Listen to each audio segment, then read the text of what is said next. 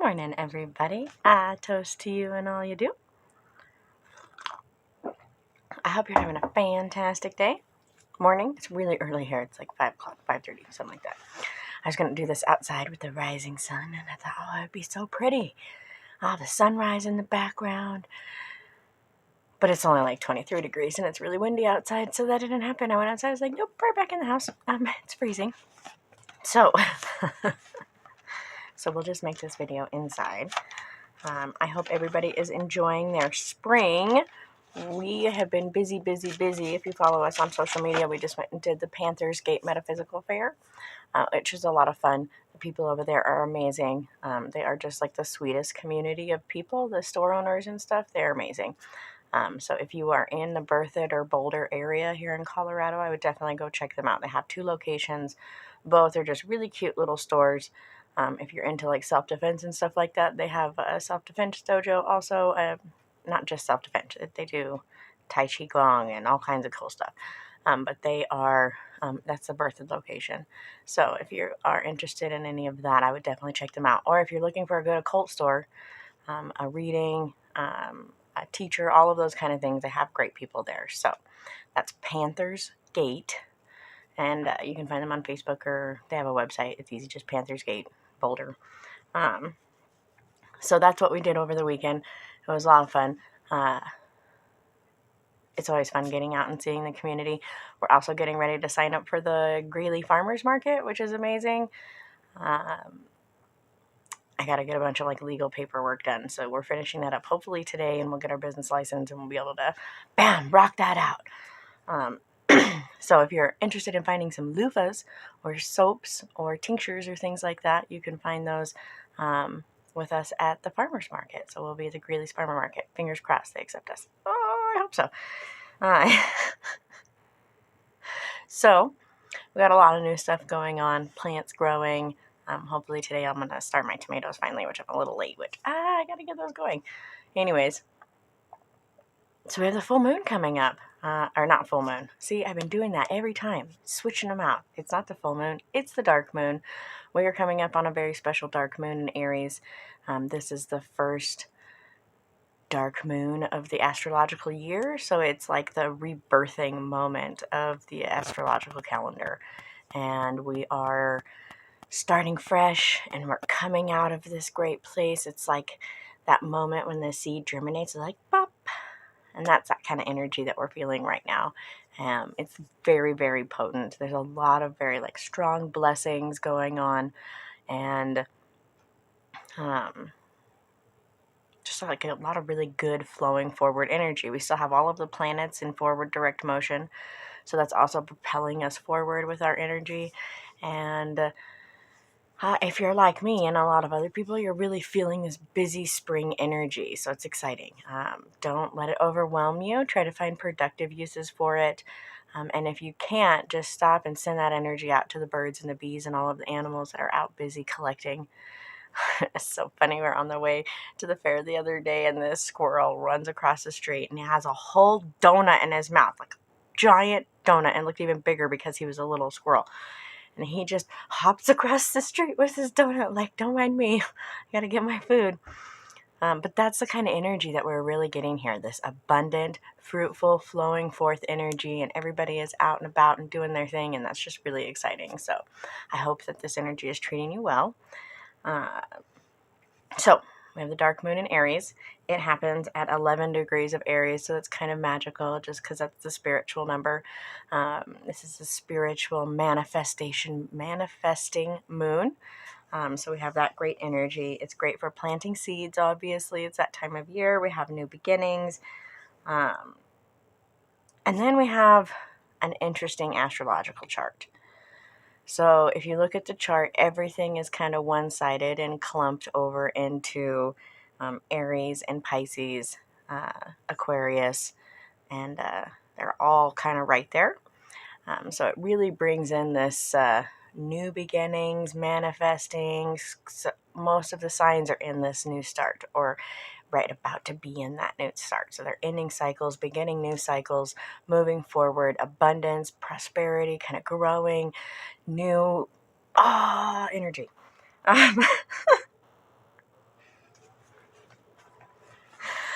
it's just really like we've had all of this in my mind. I just visualize this cauldron, and in wintertime it's bubbling and bubbling and filling and filling. And so now it's brimming at the top, and it's like overflowing with this beautiful potion of abundance and fruitfulness and, just all of this energy that we've kind of built up over wintertime. And now it's ready to come out and explode and flow forth.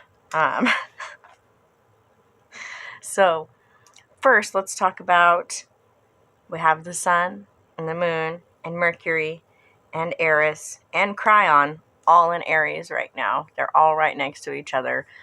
So the moon is conjunct with the sun. The sun and moon are conjunct, obviously, because it's a dark moon.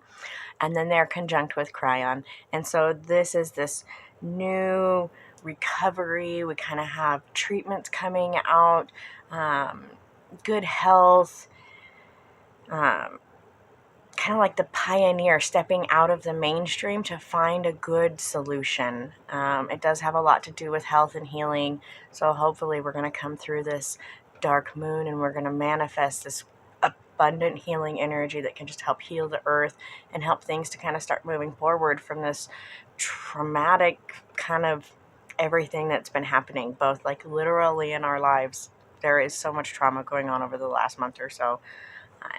Worldwide, in the earth, in the energy, and the people. And so with this Aries new moon, we really hope that this energy manifests this healing.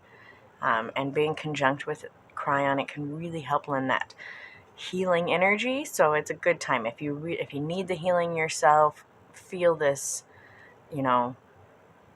take a rejuvenating bath in this energy, either literally or metaphysically, like however you want to do it, but just absorb that, energy. And like I talk about a lot, the dark moon is not this scary, like, dark time.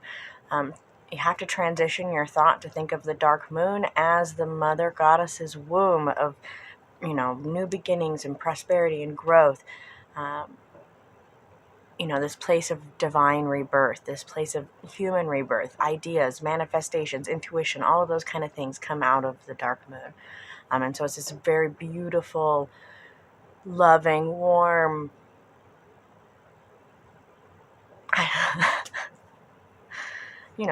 sensual, beautiful, just kind of energy that we get out of this dark moon. And that's what you can really tap into. And when it comes with these other energies, it's just heightening that, especially with the Aries and the Cryon. They are heightening these energies of new beginnings and health and healing and like vigor.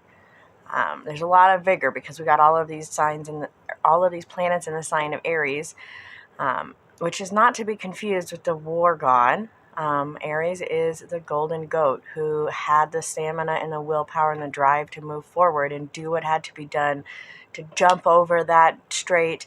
And it's a water strait. Can't remember the exact name of it. So so he jumps over the strait and he saves the prince and he moves forward and he does the right thing without looking back, without second guessing himself. He has that strength and that courage to move forward, and it's that kind of vitality that we're tapping into as the planets and the moon and the sun and all of this stuff is in this Aries energy.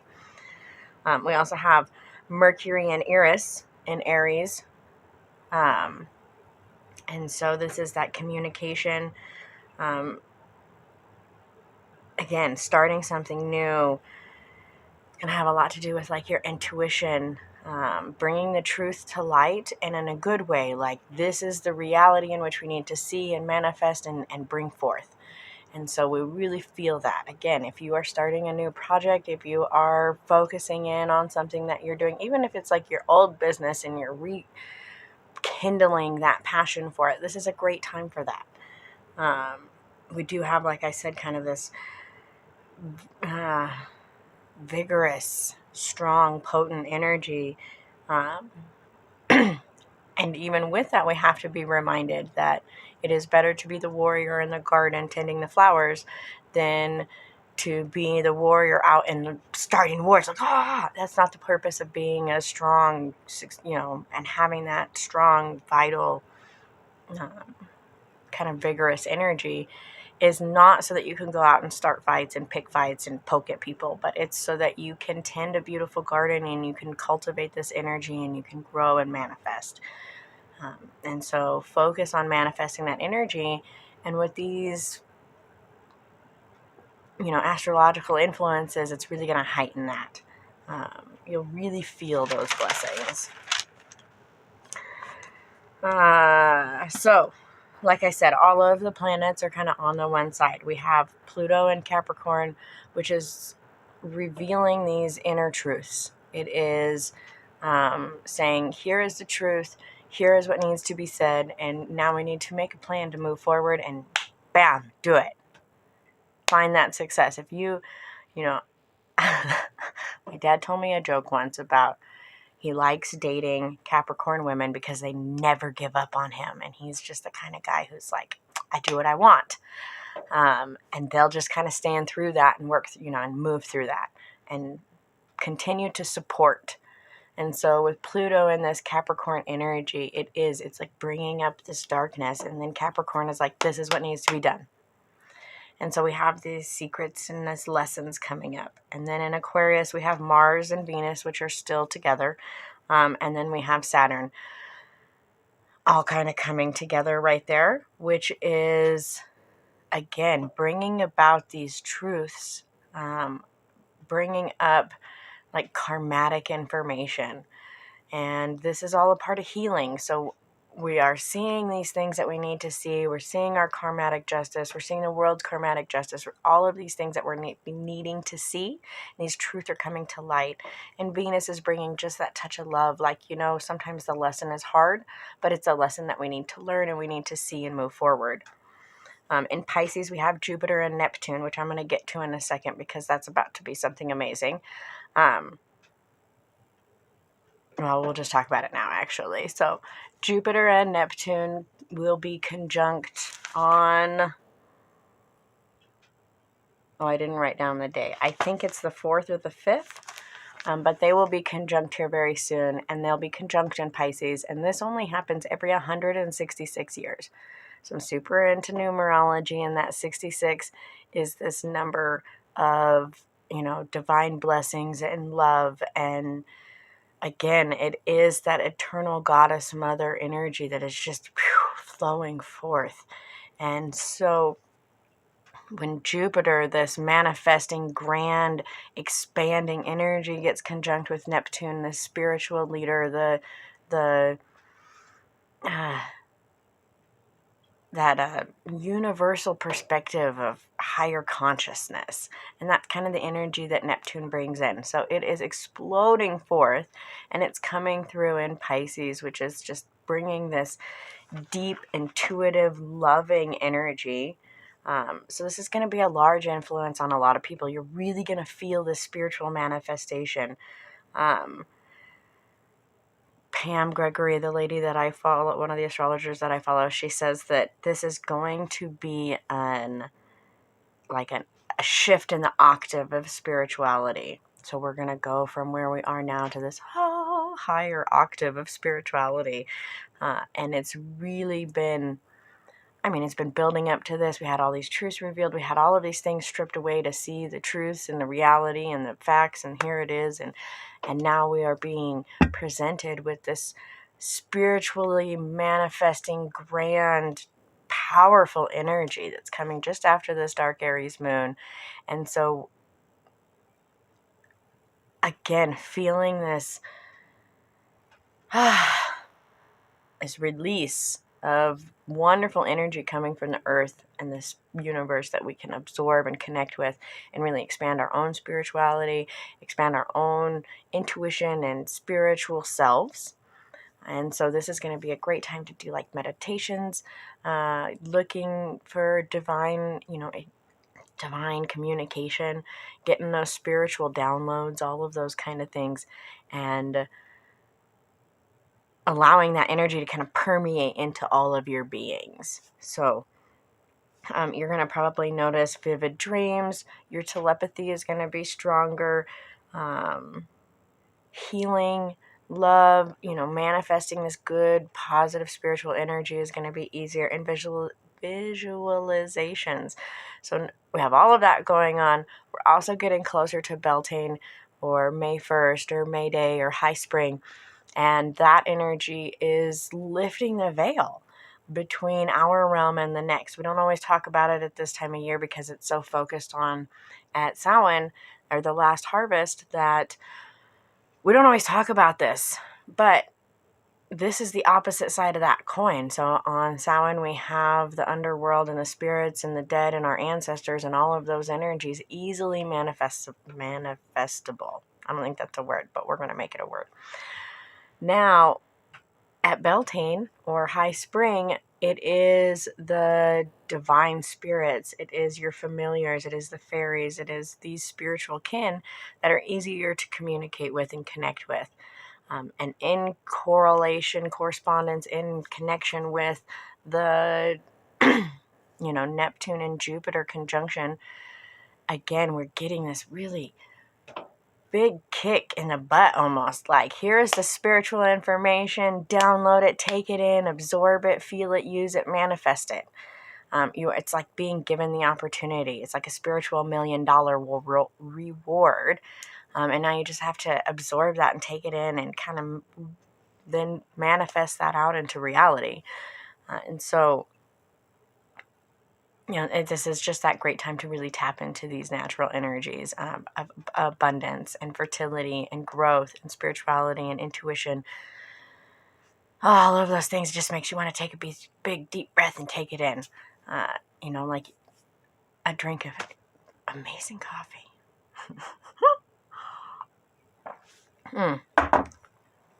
But it's that same kind of like taking in something that you love and being able to manifest that back out into reality. And so this is just a great time for that. And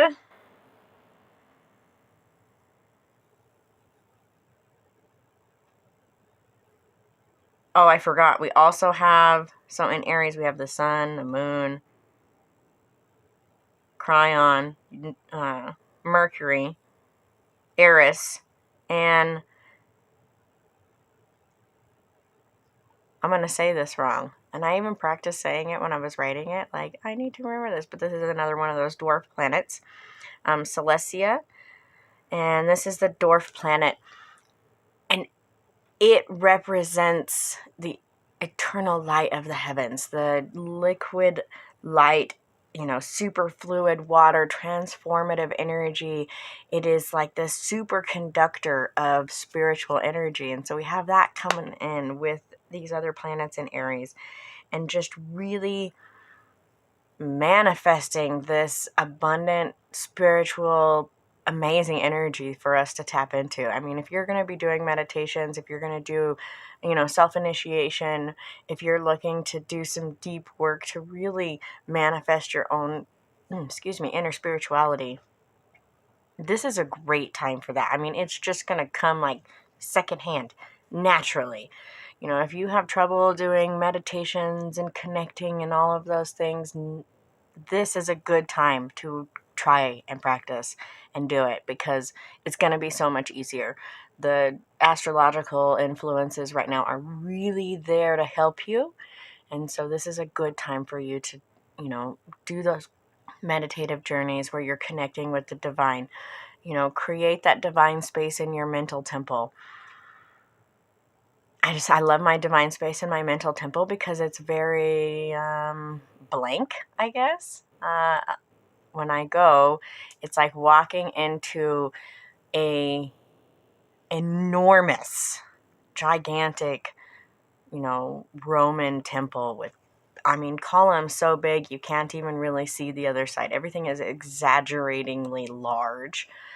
And then all you see is the feet of two statues, and one is clearly feminine and one is masculine, but you can't see their faces when you first walk in. It's not an identified set of deities. And sometimes there's only one set of feet, just kind of depending on the meditation or the space that I'm entering into spiritually, like what divine beings I'm talking to. But in a general sense, it is just like the feet of two statues. And it almost reminds me of that scene in the kids' movie Hercules where he goes in and meets his dad, and it's just his giant feet. And so that's like I walk into that, and this is my divine space, and then I welcome in the divine energies, and the gods who need to speak with me or who I'm trying to communicate with will then take form in that statue. And so this is a great time for you to create a space in your mental temple that is your divine connection if you don't already have one.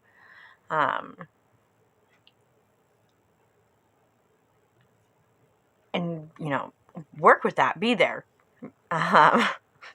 Create those connections. These times when it's really easy and it's just a natural occurrence because the energies are out there doing that, you might find you're doing this in your sleep. You're not even trying to do it on purpose, and it's just happening. And so these times when it's really easy are great times to practice, because then later, when the energies aren't so influential and helpful, you can still access this information and you can still be there. You can still go to these places. You can still connect with the divine because you've already established this connection. And I guess right now it's like the divine throwing you a cord. They're like, hey, catch this. Let's build this connection so that it's here when you need it. And later, when it's not so potent and powerful and like flowing forth, it's easy for you to still connect with. So, and last but not least, we have Uranus and the ascending node together in Taurus. And so this is that again, more manifesting energy, but being in Taurus, it's happening on a physical realm. So this is why one of the influences it can really help bring the spiritual into the mundane, bring your, psychic power, psychic thought, your intuition, your feelings, your spirituality into your physical life and help to connect those and bridge that gap and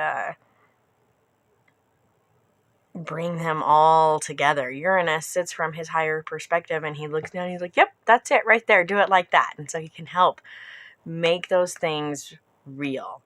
And so we have all of these energies over here on these new beginnings and these manifesting energies and creating and solving and uncovering and knowing, all really lending themselves beautifully to this Neptune-Jupiter conjunction in Pisces, which is just this, again, manifesting this great spiritual energy.